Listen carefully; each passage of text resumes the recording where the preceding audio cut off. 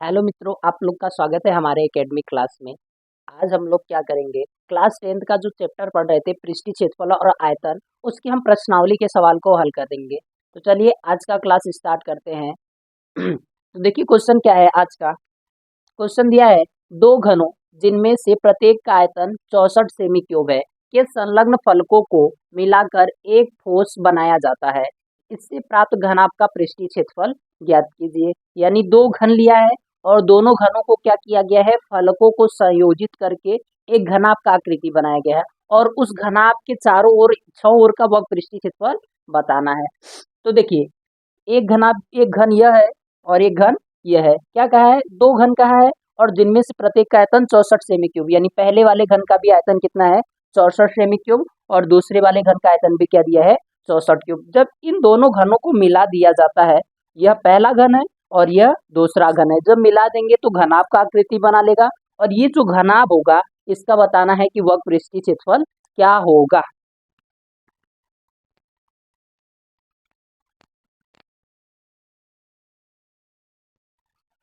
तो देखिए पहले इसमें जो दिया है वो लिख ले। दिया है इसमें प्रत्येक घन का प्रत्येक घन का प्रत्येक घन का आयतन कितना दिया है मित्र, आयतन v का वैल्यू जो दिया है वो कितना दिया है, 64 सेमी क्यूब। कितना दिया है, 64 सेमी क्यूब। अब आप लोग जानते हैं कि जो घन का आयतन होता है वो किसके बराबर होता है, भुजा के क्यूब के बराबर होता है। तो यहाँ आयतन जो दिया है यदि से हम क्या करेंगे, भुजा ज्ञात कर लेंगे।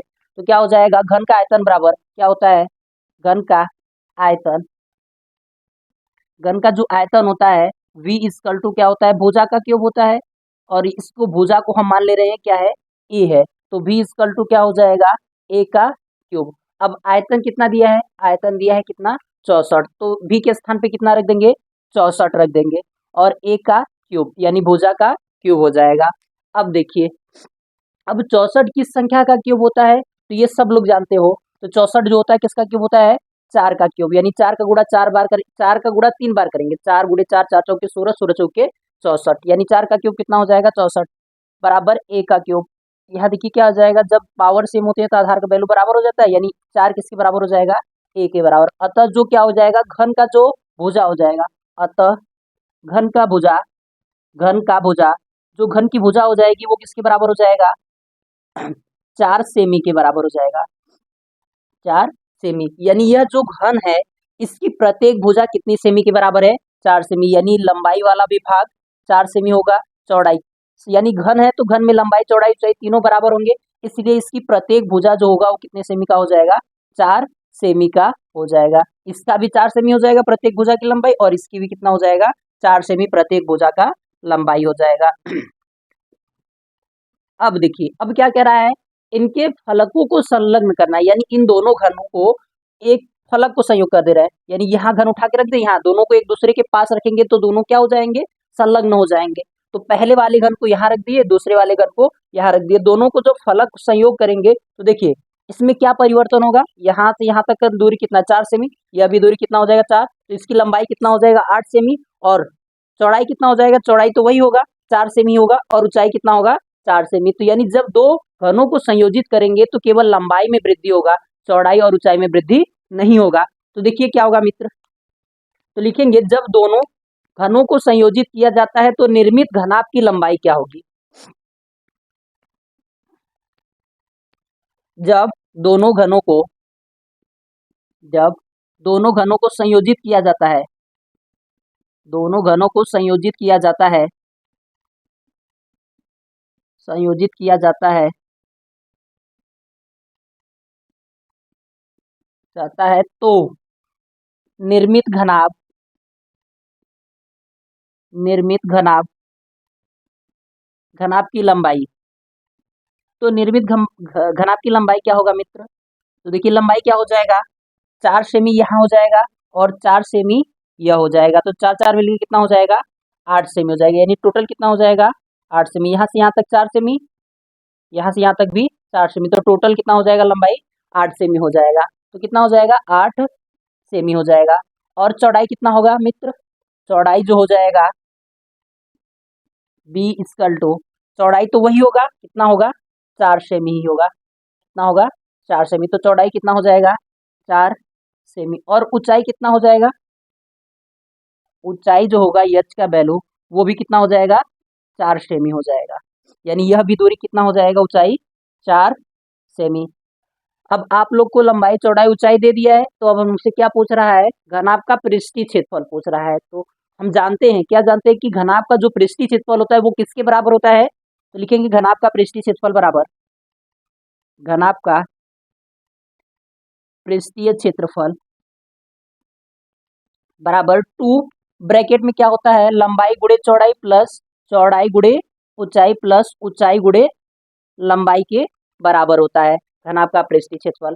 अब हम क्या करेंगे, यहाँ लंबाई चौड़ाई चौड़ाई ऊंचाई सब का मान उठाकर रख देंगे। तो रखे तो क्या हो जाएगा, 2 लंबाई कितना है 8 गुणे चौड़ाई कितना है 4 प्लस फिर उसके बाद चौड़ाई कितना है 4 गुणे ऊंचाई कितना है 4 प्लस ऊंचाई 4 गुणे लंबाई 8 हो जाएगा।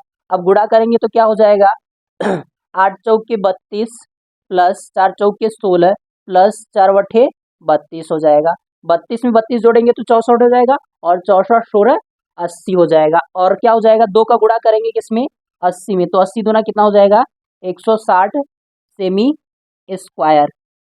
यानी जो यहाँ यह दोनों घन था इसको जब संलग्न कर देंगे तब उस स्थिति में जो इस घनाभ का पृष्ठीय क्षेत्रफल होगा वो कितना हो जाएगा 160 सेमी स्क्वायर हो जाएगा। ये क्वेश्चन नंबर कौन सा था मित्र, पहला का सॉल्यूशन। आगे देखिए क्वेश्चन नंबर क्या है, कोई बर्तन एक खोखले अर्धगोले के आकार का है जिसके ऊपर एक खोखला बेलन अध्यारोपित है। अर्धगोले का व्यास 14 सेमी है। इस बर्तन पात्र की कुल ऊंचाई 13 सेमी है। इस बर्तन का आंतरिक पृष्ठीय क्षेत्रफल ज्ञात करना है। यानी सबसे पहले कहा है कि एक खोखला अर्धगोला है, तो सबसे पहले एक अर्धगोले की आकृति आप बना लीजिए।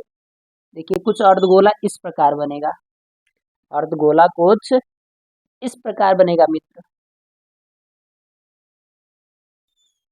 अब देखिए, अब इस अर्धगोले के ऊपर क्या अध्यारोपित है, एक बेलन अध्यारोपित है। क्या है, देखिए अर्धगोला हो गया, अर्धगोले के ऊपर क्या है, खोखला बेलन है, यानी उसके ऊपर क्या अध्यारोपित किया गया है, बेलन अध्यारोपित किया गया है। देखिए कुछ इस प्रकार होगा, बेलन कुछ इस प्रकार अध्यारोपित होगा।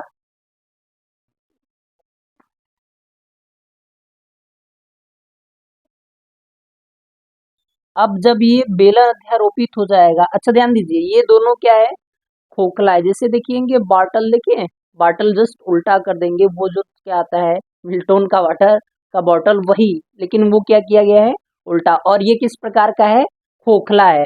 और इसमें क्या कर रहा है, अर्धगोले का व्यास, यानी यहाँ से यहाँ तक जो अर्धगोला है इसका व्यास कितना दिया है, अर्धगोले का जो व्यास दिया है डी का वैल्यू यहाँ से यहाँ तक वो कितना दिया है, डी बराबर 14 सेमी, यानी व्यास कितना दिया है 14 सेमी दिया है यहाँ से यहाँ तक। फिर उसके बाद क्या दिया है, इस बर्तन की ऊंचाई, यानी टोटल यहाँ से यहाँ तक ऊंचाई, टोटल ऊंचाई पूरा जो बर्तन खोखला है इसकी ऊंचाई कितना दिया है मित्र, 13 सेमी दिया है। कितना, 13 सेमी। टोटल जो ऊंचाई है वो कितना दिया है, 13 सेमी। और इसके अंदर का क्या पूछ रहा है, वक्रपृष्ठीय क्षेत्रफल क्या होगा। तो देखिए क्या हो जाएगा, यह अब हमको दिया क्या है, अर्धगोले का व्यास दिया है, पहले जो दिया है उसको लिख ले। तो लिखेंगे क्या, गिवन दैट दिया गया है, लिखेंगे क्या दिया है मित्र, दिया है, क्या दिया है, अर्धगोले का, अर्धगोले का व्यास। अच्छा ध्यान दीजिएगा, अर्धगोले के ऊपर क्या है, बेलन अध्यारोपित है, इसलिए जो अर्धगोले का व्यास होगा वही किसके बराबर होगा, बेलन के भी व्यास के बराबर होगा। और जो अर्धगोले की त्रिज्या होगी वही बेलन की त्रिज्या के बराबर होगी। तो क्या हो जाएगा, अर्धगोले का व्यास वो किसके बराबर हो जाएगा, डी इक्वल टू 14 सेमी। तो जब व्यास दिया है तो हम यहाँ से त्रिज्या ज्ञात कर सकते हैं। तो क्या हो जाएगा, अर्धगोले का त्रिज्या, तो हम जानते हैं कि जब व्यास का आधा कर देंगे तो हमको त्रिज्या का मान मिल जाएगा। यानी क्या हो जाएगा, 14/2 हो जाएगा। 14/2 का मतलब 7 सेमी। अब जो ये 7 सेमी होगा वो अर्धगोले का भी त्रिज्या होगा और बेलन का भी त्रिज्या हो जाएगा। इसलिए हम लिख देंगे क्या, बेलन की त्रिज्या, बेलन की भी त्रिज्या जो हो जाएगा वो कितना हो जाएगा, r इक्वल टू 7 सेमी हो जाएगा। क्या हो जाएगा दोस्तों, 7 सेमी। अब देखिए टोटल जो ऊंचाई दिया है वो कितना दिया है, 13 सेमी, यानी यहाँ से यहाँ तक का लंबाई हमको मालूम हो गया कितना हो जाएगा, त्रिज्या 7 सेमी। तो वृत्त के अंदर हम चाहे जितनी भी त्रिज्या खींचे सभी त्रिज्याएं बराबर हो जाएगी। तो एक हम लंबवत त्रिज्या खींच दिए, लंबवत सीधी, तो यह भी कितना हो जाएगा, 7 सेमी। अगर हमको बेलन की ऊंचाई ज्ञात करना है तो टोटल ऊंचाई कितना दिया है, 13 सेमी। अगर हम अर्धगोले का त्रिज्या को घटा देंगे तो हमको बेलन की ऊंचाई मिल जाएगा।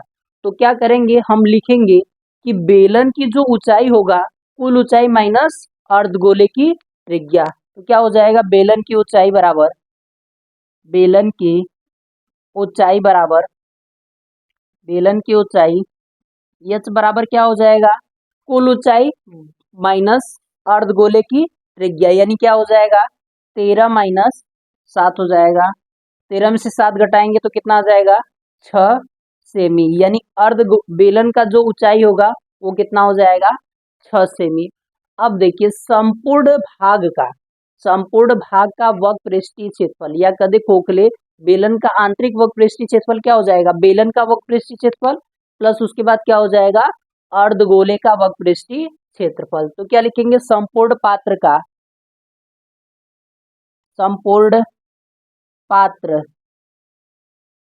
का आंतरिक वक्र पृष्ठीय क्षेत्रफल, आंतरिक पृष्ठीय क्षेत्रफल या वक्र पृष्ठीय क्षेत्रफल भी लिख सकते हैं। क्यों, क्योंकि ये कर्व है तो इसलिए क्या हो जाएगा, वक्र पृष्ठीय क्षेत्रफल बराबर क्या हो जाएगा, बेलन का वक्र पृष्ठीय क्षेत्रफल, बेलन का वक्र पृष्ठीय क्षेत्रफल प्लस क्या हो जाएगा, प्लस जो हो जाएगा अर्धगोले का वक्र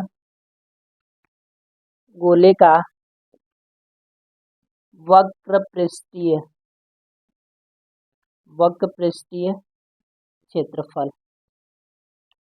अब देखिए बेलन का जो वक्र पृष्ठीय क्षेत्रफल किसके बराबर होता है, हम जानते हैं कि बेलन का वक्र पृष्ठीय क्षेत्रफल 2 पाई r h के बराबर होता है और अर्धगोले का क्या होता है, 2 पाई r स्क्वायर। आप लोग को इससे जस्ट पहले वाले वीडियो में जितना भी पृष्ठीय क्षेत्रफल का फार्मूला था पूरा हम आप लोग को बताए थे, तो आप अगर नहीं देखे हैं तो एक बार जरूर उसको देखिए, अच्छे से समझ लीजिए। क्यों, क्योंकि ये पूरा जो सवाल है उसी बेस पे है।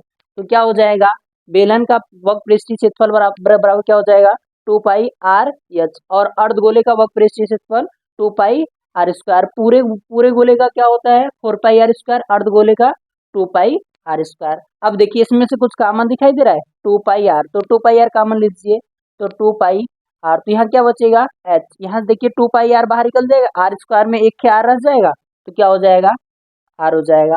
अब क्या करेंगे, सबका मान रख लेंगे, तो मान रखेंगे तो क्या हो जाएगा, 2 गुणे, यदि यहाँ तक आप लोग लिख लिए हो तो थोड़ा हम क्वेश्चन को इरेज कर दे रहे हैं, देखिए क्या हो जाएगा, तक 2 गुणे पाई के वैल्यू 22/7 रखेंगे, क्या रखेंगे, पाई के वैल्यू 22/7 रखेंगे, तो रख लें, और इनटू आर के वैल्यू कितना है, आर के वैल्यू 7 है, और एच के वैल्यू 6 प्लस आर के वैल्यू 7 हो जाएगा, 7 से कैंसिल हो जाएगा, और 22 का गुणा 2 बार करेंगे तो 22 दूना 44 हो जाएगा। कितना हो जाएगा मित्र, 22 दूना 44 हो जाएगा, और गुणे 7 से कितना हो जाएगा, 13 हो जाएगा, 7 में 6 जोड़ देंगे 13। अब 13 दूना 13 चौके कितना हो जाएगा, 52, 52 के 2 हाथ में लगा 5, 13 चौके 52, और 52 प्लस 52 में 5 जोड़ेंगे तो कितना हो जाएगा, 57, यानी इसका जो आंतरिक वक्र पृष्ठीय क्षेत्रफल होगा वो कितना हो जाएगा, 572, और मात्रक क्या हो जाएगा पृष्ठीय क्षेत्रफल का, सेमी स्क्वायर, यानी यह जो संपूर्ण आकृति है इसका वक्र पृष्ठीय क्षेत्रफल 572 सेमी स्क्वायर। यदि आप लोग को अच्छा लगा वीडियो तो प्लीज क्या करिएगा, लाइक करिएगा और सब्सक्राइब करिएगा, हमको सभी सपोर्ट करिएगा। मिलते हैं आगे अगले टॉपिक पे, आज के लिए इतना ही।